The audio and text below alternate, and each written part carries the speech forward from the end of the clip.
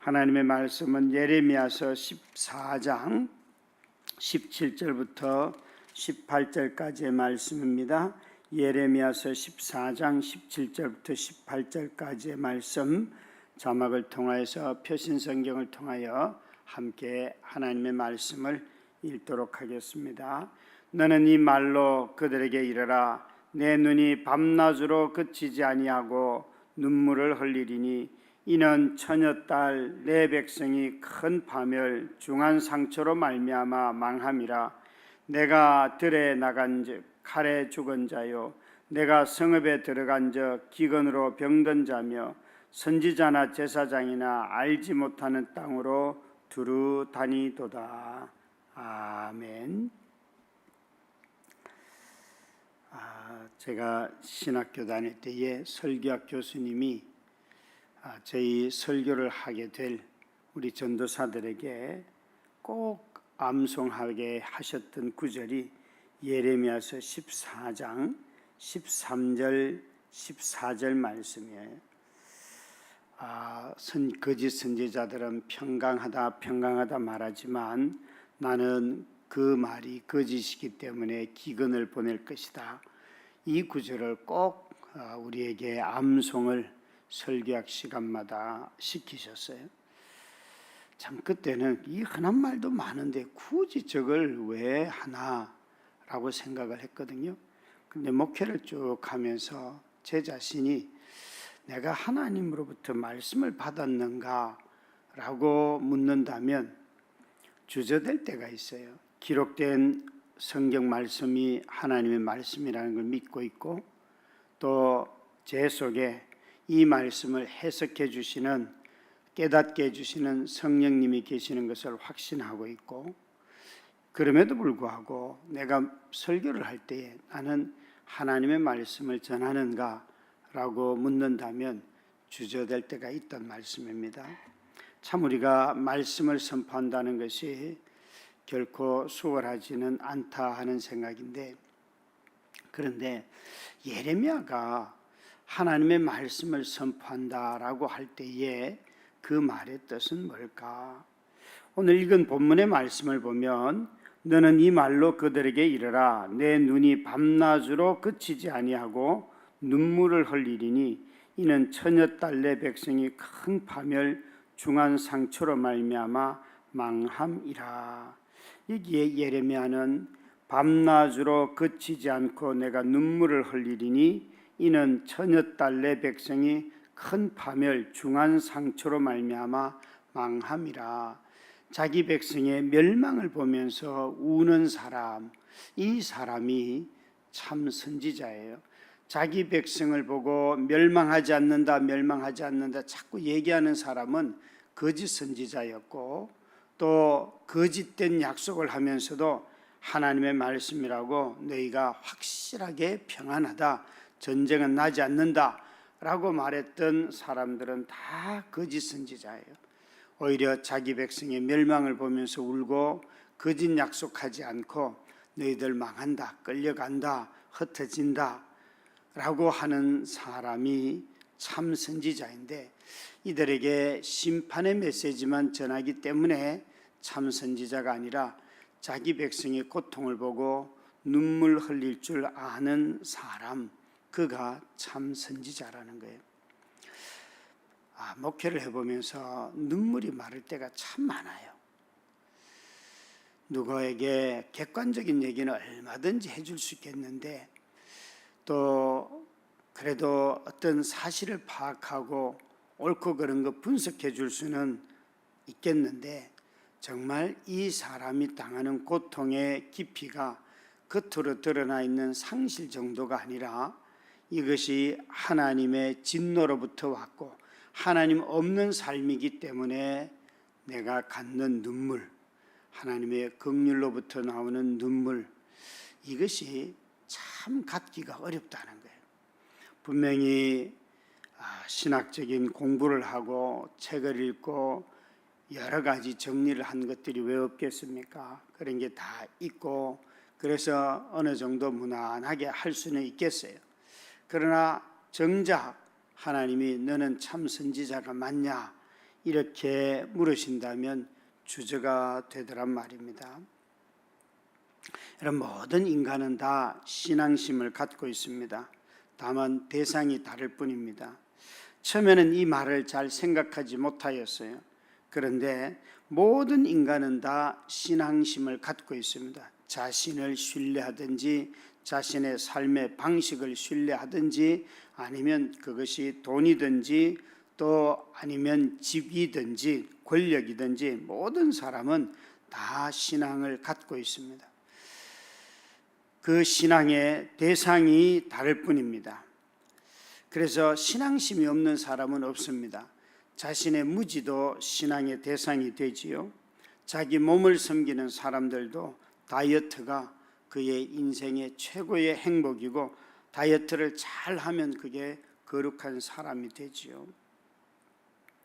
우리는 구약 성경을 읽으면서 여러 모양의 우상들이 바알 숭배를 하는 우상들을 보면서 우상 숭배가 겉으로 드러나는 것을 쉽게 판단하고 나는 우상을 섬기지 않는 것 같다, 않습니다 라고 말할지 모르지만 예레미야가 너희들이 우상을 섬긴다라고 했던 대상이 누구인가 하면 하나님의 언약을 받은 하나님과 시내 산에서 언약을 맺고 살아왔던 이스라엘 백성이라는 사실을 우리는 잊지 말아야 합니다.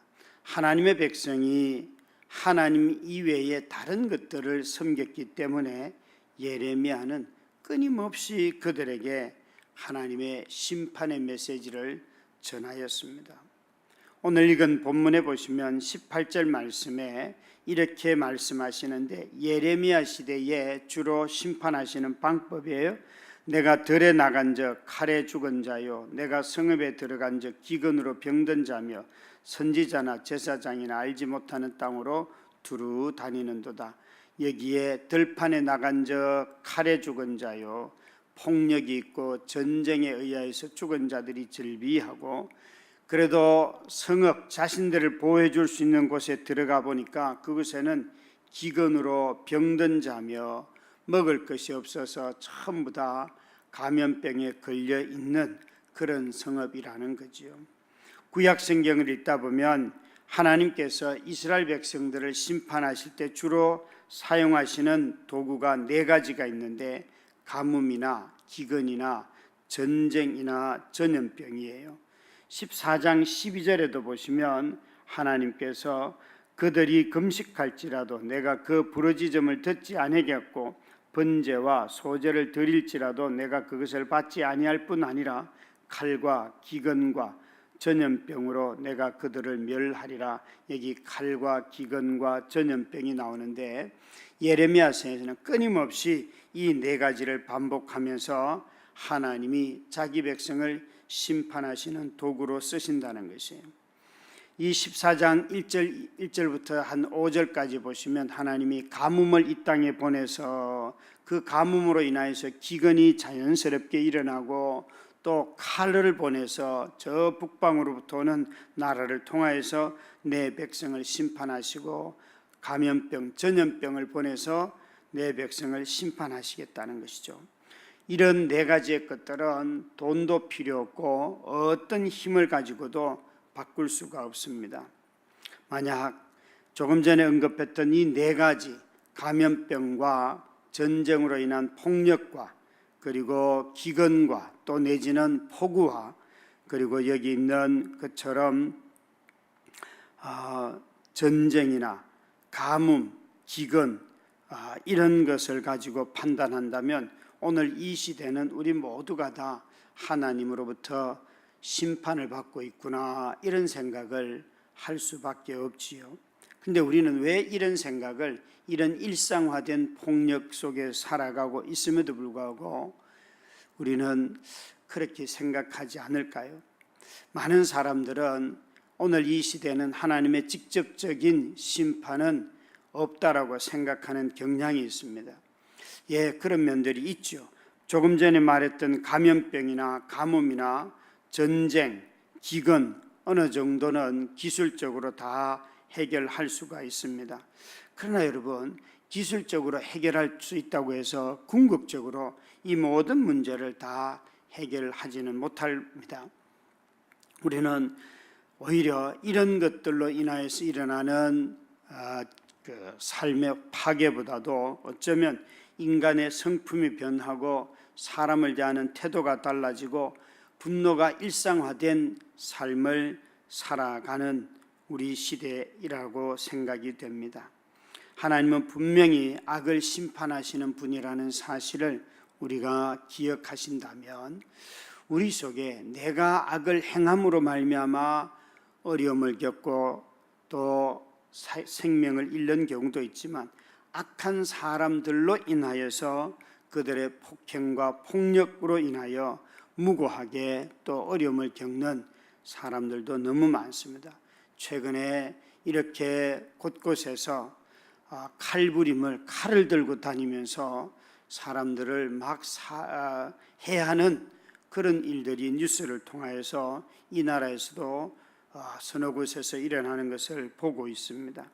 어찌 그것만 있겠습니까? 사람의 환경이 파괴되고 또 곳곳에서 물난리가 일어나는 이야기도 들리고 산사태가 일어나기도 하고 또 사람들이 자신들이 맡은 일들을 성실하게 감당하지 아니함으로 말미암아 사람이 죽는 이런 일을 너무나 자주 보고 있습니다. 기술이 발달되면 우리에게 있어서 이런 네 가지의 하나님이 구약 성경에 나타나는 진노의 방법들을 어느 정도 극복할 수 있는 것처럼 말하지만 실상은 인간 안에 사랑이 없음으로 말미암아 오히려 폭력이 일상화된 삶 속에 우리가 살아간다는 것이에요. 어제 뉴스를 보니까 요즘 학교에서 교권을 회복해야 할 여러 가지 뉴스거리들을 많이 들려주시는데 자신의 자녀가 전교 초등학생이에요. 전교 부회장에 나가서 그 당선이 되지 못했다고 그 학교의 교감 선생님, 교장 선생님을 아주 여러 차례 고소 고발하는 아주 못된 그런 부모의 기사가 난 걸 봤습니다. 참 여러분, 저는 무슨 어마어마한 선거인 줄 알았어요. 아니 아이를 위해서 어느 게 더 그게 교육에 효과적이겠습니까? 그렇게 하는 부모의 행동이 그 아이에게 더 나쁜 학습을 보여주는 것 아닙니까? 정말 부모가 그렇게 분노하는 것이 더 자기 자식을 가르치지 못하는 것임에도 불구하고 그걸 깨닫지를 못해요. 참 어리석기 짝이 없지 않습니까? 그것도 어떻게 그것 가지고 그렇게 고소고발을 합니까? 뻔뻔하기 짝이 없어요. 법원에서 재판에서 졌음에도 불구하고 그걸 또다시 다른 것을 가지고 그렇게 고소고발하는 참 사람들이 지식을 가지고 법적인 지식을 가지고 사람들의 자신들이 그렇게 나쁜 짓을 행하고 있음에도 불구하고 뻔뻔하기 짝이 없는 이런 일들이 일상화되어 있지 않나 생각을 합니다. 그것은 권력을 가진 자들에게서도 보여지는 뻔뻔함과 동일한 것이죠. 그런데 하나님은 여러분 반드시 악을 심판하시는 하나님이십니다. 우리는 자꾸만 이 하나님의 악을 향한 심판과 동시에 또 한 가지 기억해야 할 것은 이 17절에 나오는 말씀처럼 너는 이 말로 그들에게 이르라 내 눈이 밤낮으로 그치지 아니하고 눈물을 흘리리니 이 말씀을 하시는 분은 예레미야에게 하나님이 말씀하시기 때문에 내 눈이 밤낮으로 그치지 아니하고 눈물을 흘리리니 이는 처녀딸 내 백성이 큰 파멸중한 상처로 말미암아 망함이라. 여기 악을 심판하시는 하나님이 또한 우시는 하나님이라는 것을 우리에게 말씀해 주시기는 구절입니다. 여기에 나오는 우시는 이분을 예레미야라고 말할 수도 있지만 하나님의 마음이기도 합니다. 하나님은 자신의 백성이 당하는 고통을 보시면서 울고 계십니다. 고통을 보고도 울지 못하는 자는 고통에 만성화된 자일 가능성이 높습니다. 때로는 삶에 지쳤을 때 울지 못합니다. 그러나 우리가 삶의 실제를 만날 때 이 실제라고 하는 것은 그 사람의 안타까움을 넘어서서 하나님 앞에서 그 사람의 모습이겠지요. 여러분, 예레미야는 자기 백성들이 포로로 다 끌려가는 시대에 살았어요. 또 포로로 끌려가 있는 사람들도 있어요. 그런데 그들에게 지금 예레미야는 이렇게 말해요. 너희들이 끌려가 있는 모습, 그것은 하나님의 심판이지만, 그러나 너희들의 그 고통을 보면서 하나님이 고소해하고, 그래 너희들 싸다 싸, 내가 보복한다, 이렇게 하지 아니하시고 너희들을 보면서 하나님도 울고 계신다, 이렇게 말씀하세요. 이 본문을 읽을 때에 포로로 끌려가 있는 사람들은 큰 위로를 받습니다. 우리의 행실을 보면 하나님에 의하여서 진노를 받은 것이 맞지만, 그러나 우리에게 진노하신 그 하나님은 동시에 우시는 하나님이라는 거예요. 죄를 용서하지 못하시는 공의로운 하나님은, 죄를 반드시 심판하시는 공의로운 하나님은 동시에 자기 아들을 이 땅에 보내셔서 우리의 죄를 용서하시도록 하기 위하여서 자기 아들을 이 땅에 보내시고 죽음을 맛보게 하시는 하나님이십니다. 죄로 인하여서 인간이 하나님 앞에 나아갈 수 없도록 격리시키시는 그 하나님은 우리를 찾아오셔서 텐트 속에 거하시고 말씀 속에 거하시는 성육신 하시는 하나님이십니다.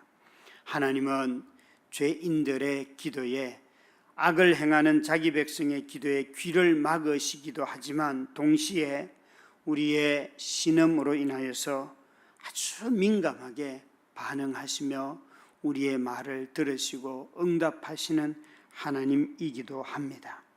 저와 여러분이 이 우리의 악을 심판하시는 그 하나님이 또한 우리를 위하여 우시는 하나님이라는 사실을 우리가 잊지 말아야 할 것입니다. 이 하나님의 눈물이, 이 하나님의 고통에 대한 긍휼이 저와 여러분을 매일매일 악으로 인하여서 받은 심판을 소멸하고 우리를 하나님의 백성으로 살게 하고, 이 하나님의 눈물을 우리가 만나게 될 때 우리도 악한 자들을 향하여 보복하지 아니하고 그들에게 눈물로 축복할 수 있는 자들이 되는 것입니다. 사랑하는 우리 성도 여러분, 우리가 오늘도 이 무더위 속의 삶을 살아가며 다시 한번 이 무더위를 가져오는 이 자연 환경의 파괴의 주범이 우리 탐욕스러운 인간이라는 사실을 깨달을 뿐만 아니라, 이런 더위로 인하여서 가난한 자들이 에어컨을 켤 수도 없는 많은 사람들이 있다는 사실을 기억하고 우리 모두가 주변을 살피며 긍휼을 베풀 줄 아는 우시는 하나님의 그 모습이 저와 여러분의 마음속에 가득하기를 주의 이름으로 축원합니다. 우리 함께 합심하여 마모세 기도를 드리도록 하겠습니다. 공의의 하나님, 오늘도 갈급한 우리에게 찾아와 주시고 의를 선포해 주심에 감사드립니다. 하나님의 사랑 안에서 굳게 서며 주신 약속의 말씀을 붙들며 살게 하옵소서. 가정에서 하나님의 성품을 드러내며 이웃과 직장 동료들에게는 그리스도의 사랑으로 섬기며 낮아지게 하옵소서. 우리의 삶에 복음이 되게 하옵소서. 청소년 등잔불 캠프에 복을 주시옵소서. 불안을 기대로 바꾸시며 친구들의 얼굴에 생기가 돌게 하심에 감사합니다. 잠자리가 조금 불편하다는 것 빼고 캠프가 좋았다고 하는 친구들로 인해 고맙고, 부분 참석 친구들이 전일 참석으로 바꾸심도 감사합니다. 이제 금, 토 남은 일정 가운데 만남의 복을 더하여 주시고 저녁 경배 찬양 시간에 믿음이 일어나게 하옵소서. 예수님의 이름으로 기도드립니다. 아멘. 오늘도 우리 등잔불 캠프에 참